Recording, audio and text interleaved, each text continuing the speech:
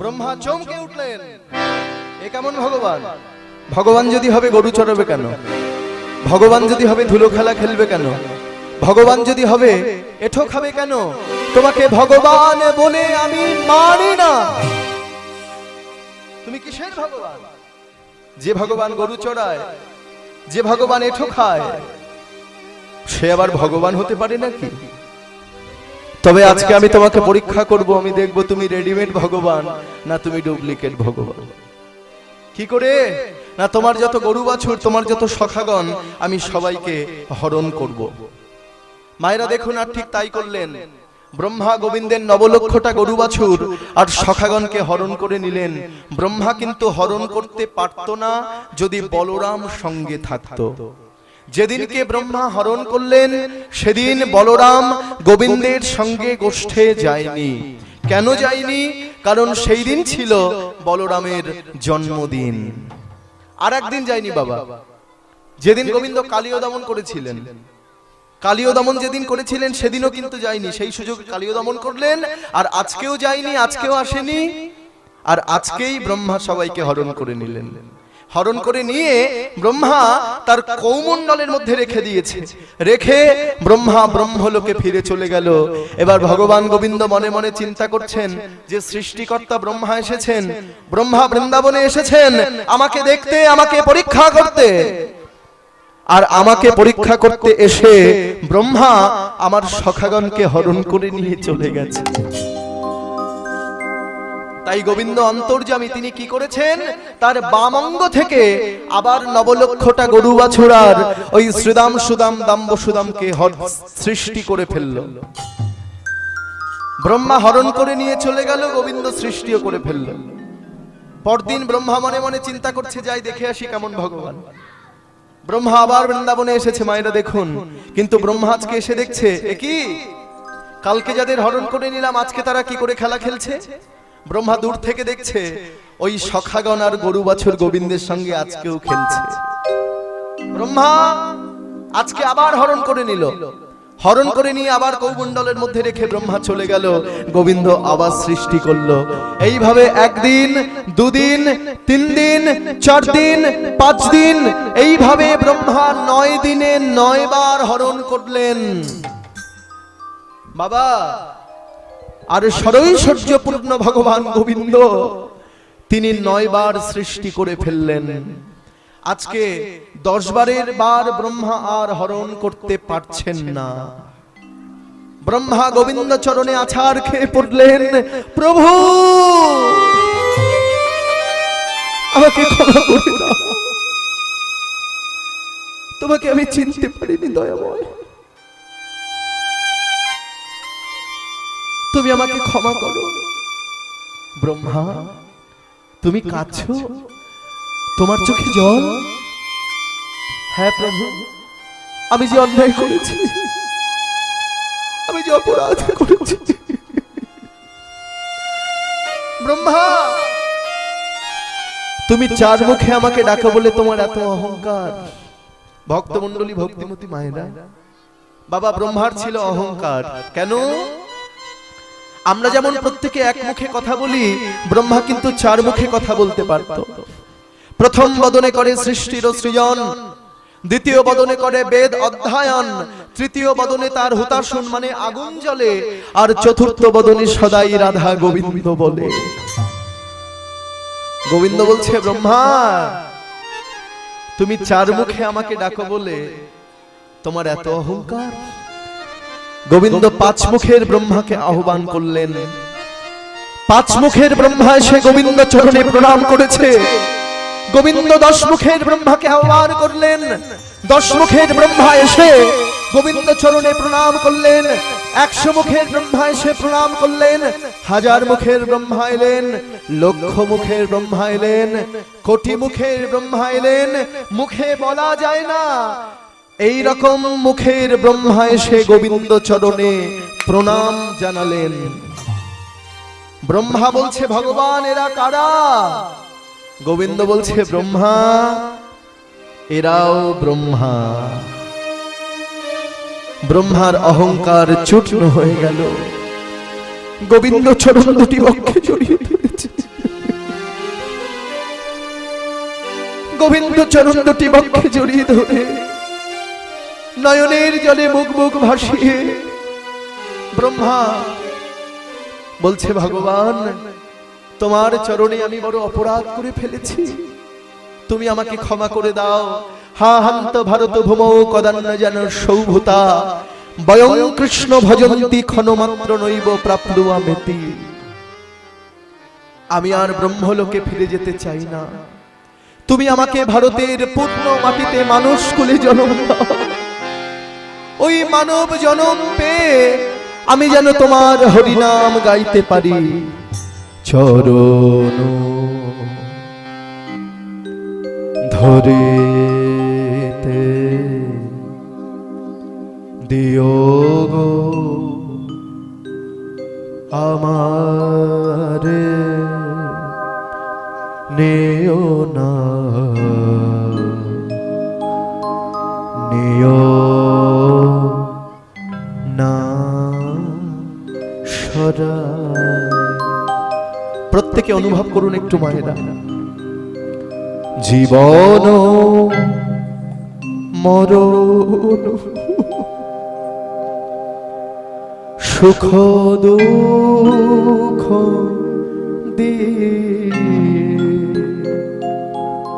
বক্ষে ধরিব জরায়ে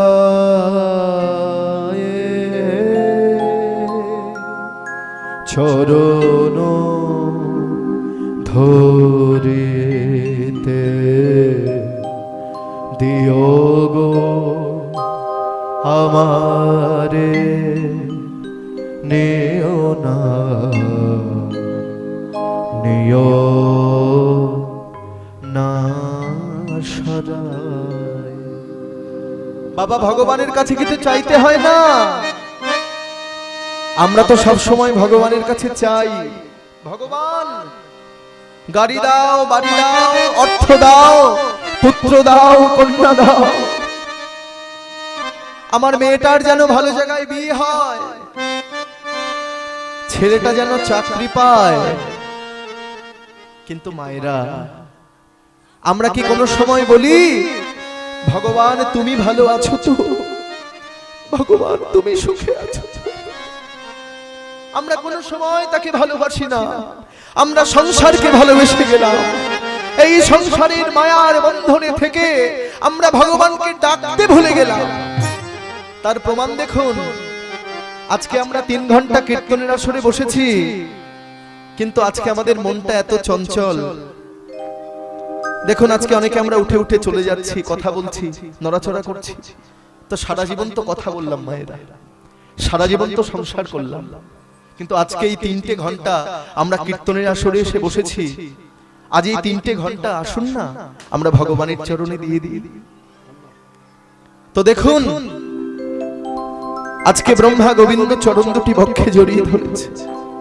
ব্রহ্মা তুমি অন্যায় করেছো, তুমি অপরাধ করেছো, তার জন্য তোমাকে শাস্তি পেতে হবে। হ্যাঁ, কি শাস্তি দেবে প্রভু? তোমার উপযুক্ত সাজা হলো তোমাকে যবনের ঘরে যেতে হবে, তোমাকে মুসলমানের ঘরে যেতে হবে। প্রভু আমি মাথা পেতে নিলাম, কারণ জন্মেই কিন্তু বাবা মানুষের আসল পরিচয় নয়। জন্ম যেগুলোই হোক না কেন, আপনারা একটা কথা মনে রাখবেন, মানুষের আসল পরিচয় কিন্তু তার কর্ম। মুচি হয়ে শুচি হয় যদি কৃষ্ণ ভজে, আর শুচি হয়ে মুচি হয় যদি কৃষ্ণ ত্যাজে। জন্ম হোক যথা তথা, কর্ম হোক ভালো। আজকে সৃষ্টিকর্তা ব্রহ্মা চলে এলেন বর্তমানে বাংলাদেশের যশোর জেলার বুরহন গ্রাম। মায়েরা সেটি কিন্তু বাংলাদেশ, আমাদের দেশ নয়, কিন্তু আমাদের এখানে অনেক রকমের গ্রন্থ আছে, এক এক গ্রন্থে এক এক কথা বলছেন। কোন গ্রন্থে বলছেন কথা নয়, কোন গ্রন্থে বলছেন জন্ম হলো ব্রাহ্মণের ঘরে, বাবার নাম মনোহর চক্রবর্তী, মায়ের নাম গৌরী দেবী। আবার কোন গ্রন্থে বলছে না, বাবার নাম সুমতি ব্রাহ্মণ, মায়ের নাম উজ্জ্বলা দেবী। কিন্তু চৈতন্য চরিতামৃত গ্রন্থে কৃষ্ণদাস কবিরাজ গোস্বামী বলছেন জন্ম হলো ব্রাহ্মণের ঘরে, চলে গেলেন মুসলমানের ঘরে, চলে গেলেন হবি উল্লাহ মিয়ার ঘরে। হবিউল্লাহ মিয়া বড় আদর করে নাম রাখলেন হারেস। তাহলে বাবার নাম হবিউল্লাহ মিয়া আর মায়ের নাম ফতেমা। তো এই কথাগুলো কোথায় বলছেন? চৈতন্য চরিতামৃত গ্রন্থে। তো আপনাদের কাছে আমি নিবেদন করছি, আপনারা বাড়িতে চৈতন্য চরিতামৃত গ্রন্থ রাখবেন। মায়েরা মনে রাখবেন, এই গ্রন্থ যিনি লিখেছেন তার নাম কৃষ্ণদাস কবিরাজ গোস্বামী। কখন? 80 বছর বয়সে তিনি লিখছেন, চোখেতে নাহি পাই ঠাওর, মানে চোখে দেখতে পাই না ভালো, লিখিতে কাপয়ে কর অমিয়ময় চৈতন্য চরিত। তাই আজকে ওই হবিউল্লাহ মিয়ার ঘরে থেকেও হারেস হরি নাম করে, হারেস কৃষ্ণ নাম করে, গ্রামের পথে পথে নেচে নেচে বেড়ায় আর সবাইকে সঙ্গে করে বলে। একজন মুসলমান হারেসকে ডেকে বলছেন, ও ভাই ভাই শোনো, তুমি তো মুসলমানের ছেলে, মুসলমানের ছেলে হয়ে তুমি হিন্দুদের হরিনাম কেন করো? ওটা তো হিন্দুদের হরিনাম, যে হরিনাম ওই হিন্দু ভাইরা মরে গেলে কাঁধে করে নিয়ে বলে, বলো হরি হরি বল, বলো হরি হরি বল, আর তুমি হরিনাম করছো। শোনো, আজ থেকে হরিনাম ভুলে যাও, আজ থেকে তুমি কৃষ্ণ নাম ভুলে যাও। আর এর পরেও তুমি যদি ওই হরিনাম বন্ধ না করো না, তাহলে কিন্তু আমরা নালিশ জানাবো ওই কাজীর দরবারে। মুসলমান সমাজ কাজীর দরবারে নালিশ জানালেন, হুজুর আসসালামু আলাইকুম, একটি মুসলমানের ছেলে নাম তার হারেস, সে ওই হিন্দুদের হরি নাম করে, সে ওই হিন্দুদের কৃষ্ণ নাম করে, গ্রামের পথে পথে নেচে নেচে বেড়ায়। কাজী সাহেব বলছেন, যাও এক্ষুনি যাও, এক্ষুনি গিয়ে ওই হারেসকে তোমরা আমার কাছে ধরে নিয়ে এসো। হারেসকে টানতে টানতে নিয়ে এলেন কাজীর দরবারে। কিন্তু বাবা, হারেসের এত সুন্দর দেখতে ছিল, এত সুন্দর রূপ ছিল, হারেসকে দেখেই না কাজী চমকে উঠলেন। কি সুন্দর দেখতে। ভাই কি নাম তোমার? হুজুর আমার নাম হারেস। বাহ বাহ, বহুত খুব বহুত খুব। কি করা হয়? হুজুর আমি হরি নাম করি, আমি কৃষ্ণ নাম করি। হরি নাম করো, হরি নাম করো। তুমি মুসলমানের ছেলে হয়ে ওই হিন্দুদের হরি নাম করবে, সেটা কিন্তু আমি মোটেই বরদাস্ত করব না। শোনো, আজ থেকে হরি নাম ভুলে যাও, আজ থেকে কৃষ্ণ নাম ভুলে যাও। তুমি মসজিদে যাও, কোরআন পাঠ করো, নামাজ পড়ো, আল্লাহর নাম করো, খোদার নাম করো, কিন্তু হরি নাম তুমি ভুলে যাও। হুজুর আমি অনেকবার চেষ্টা করেছি, ওই হরি নাম আমি আর গাইব না, কিন্তু বিশ্বাস করুন হুজুর, আমি যদি হরি নাম ছেড়েও দিই, আমি যদি কৃষ্ণ নাম ছেড়েও দিই, ওই হরি নাম যে আমাকে ছাড়ে না, ওই কৃষ্ণ নাম যে আমাকে ছাড়ে না, আমি কি করে হরি নাম ছাড়বো? আমি পারবো না হুজুর। হরি নাম করতে করতে যদি আমার প্রাণ চলে যায়, হরি নাম করতে করতে যদি আমার দেহটা খণ্ড খণ্ড হয়ে যায়, তবু আমি হরি নাম ছাড়বো না। এত বড় সাহস, এত বড় স্পর্ধা কে আছিস? কাজী সাহেব সৈন্যদের আদেশ দিলেন, যাও এক্ষুনি যাও, আমার সামনে থেকে হারেসকে নিয়ে যাও, ওই পান্ডুয়ার 22 বাজারে নিয়ে যাও, ওই পান্ডুয়ার 22 বাজারে নিয়ে ওকে আগে ভালো করে 5 ডলা মার দেবে। 5 ডলা মার কাকে বলে মায়েরা শুনে রাখুন। বুকের উপরে বাঁশ দিয়ে দুইজন দুই দিকে ডলা দিতে হবে। এখন এমন ভাবে ডলা দিতে হবে বুকটা যেন ভেঙে চুরমার হয়ে যায়। তাতেও যদিও বেটা না মরে, তাহলে কি করবে?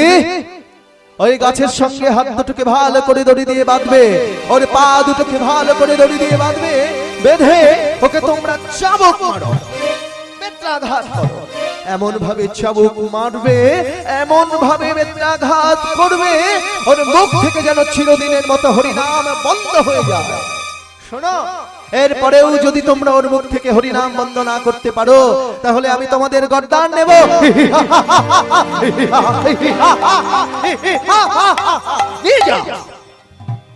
হারেসের বিচার কিন্তু হয়ে গেল। ভাগ্যের কি নিঠুর পরিহাস বাবা! একটু অনুভব করুন মায়েরা। সৈন্যরা টানতে টানতে নিয়ে গেল পান্ডুয়ার 22 বাজারে। পান্ডুয়ার 22 বাজারে নিয়ে বুকের উপরে বাঁশ দিয়ে দুইজন দুই দিকে ডলা দিলেন, হারেস মরল না। তারপরে কি করলেন?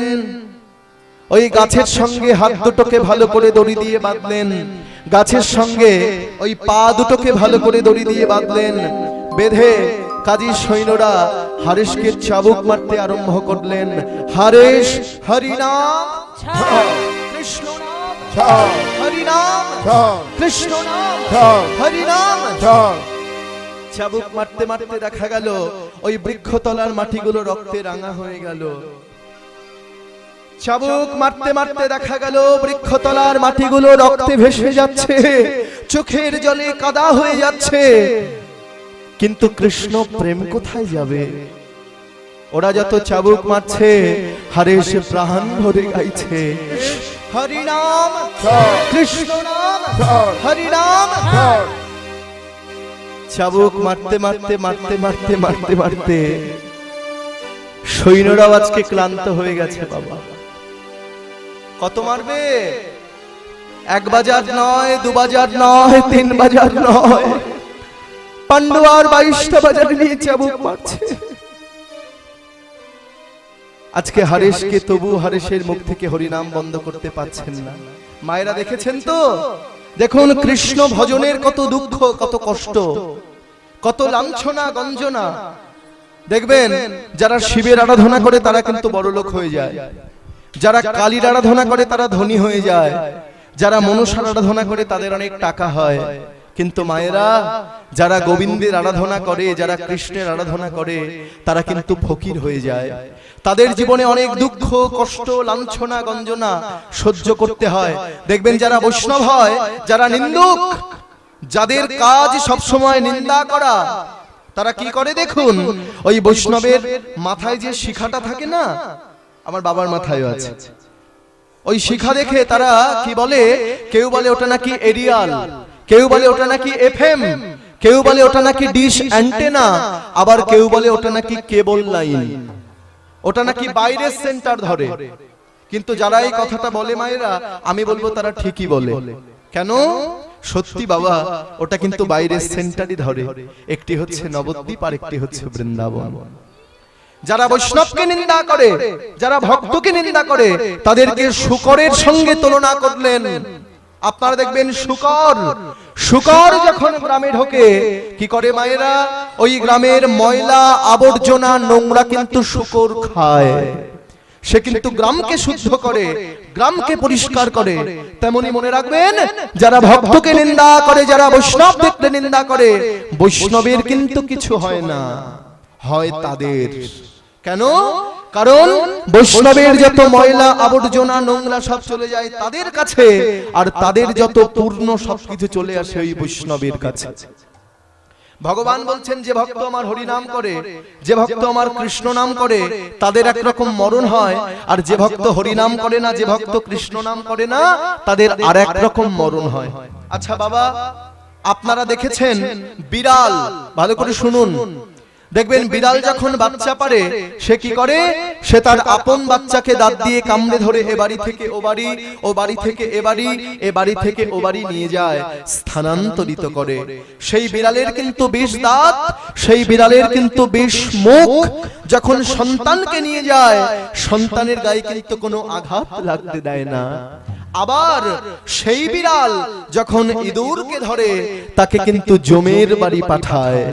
তেমনি ভগবান বলছেন, যে ভক্ত আমার হরিনাম করে, যে ভক্ত আমার কীর্তন শোনে, বিড়াল যেমন তার আপন বাচ্চাকে দাঁত দিয়ে কামড়ে ধরে এ বাড়ি থেকে ও বাড়ি, ও বাড়ি থেকে এ বাড়ি নিয়ে যায়, স্থানান্তরিত করে, আমিও তাকে স্থানান্তরিত করি। আমি কি করি? তাকে এইখান থেকে, এই জায়গা থেকে, যেখানে আজকে আপনারা এসে বসেছেন, নামালবার থেকে তাকে বৃন্দাবনে নিয়ে যাই, তাকে ভক্ত ঘরে জন্ম দিই, তার কানে কানে বদন দিয়ে তাকে কৃষ্ণ ভজনের পথ দেখিয়ে দিই। আর যে ভক্ত আমার হরি নাম করে না,